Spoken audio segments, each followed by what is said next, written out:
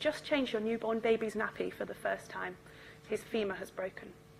Your 1-year-old daughter has just pulled herself up against the table to cruise around the furniture. Her humerus has broken. Your 15-year-old doesn't want to go to school today. He's afraid that in the bustle of the school halls, he'll break again, despite his motorized wheelchair.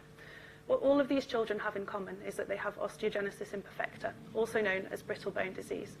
This is a congenital disorder, normally caused by a spontaneous mutation in the type 1 collagen genes, and it can give rise to mild or severe forms.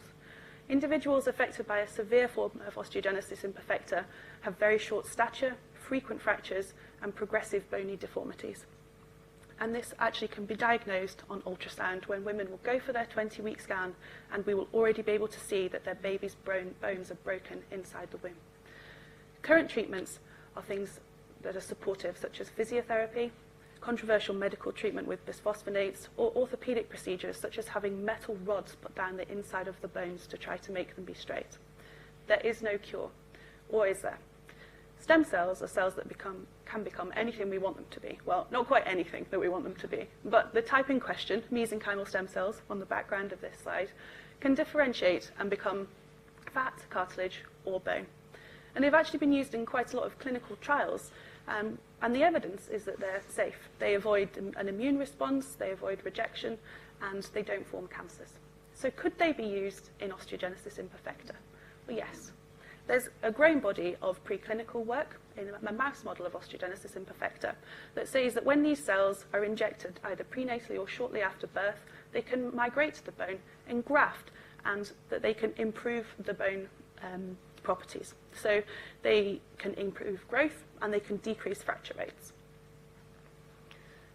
And they've also been given to 3 fetuses in utero who've all done much better after they were born than we would have expected that they would do. So this is where I come in. Number 1, I'm working on a clinical trial where we aim to give these mesenchymal stem cells as a therapy to 15 fetuses in utero with brittle bone disease, and also to 15 children in the first year after birth, where we can see the answer to my first question: does this work as a treatment? And secondly, my laboratory work aims to assess how this works. But I've just told you, haven't I? The cells migrate to the bone, they engraft, and they make bone cells, don't they? What I didn't say is that nowhere have we ever seen a level of engraftment more than about 2%. So that isn't the way that they're working. And we think that they're actually communicating with the pre-existing bone cells and giving them a message how to improve. And that's what I aim to find out. So let's just go back to that first case. Your baby still has OI.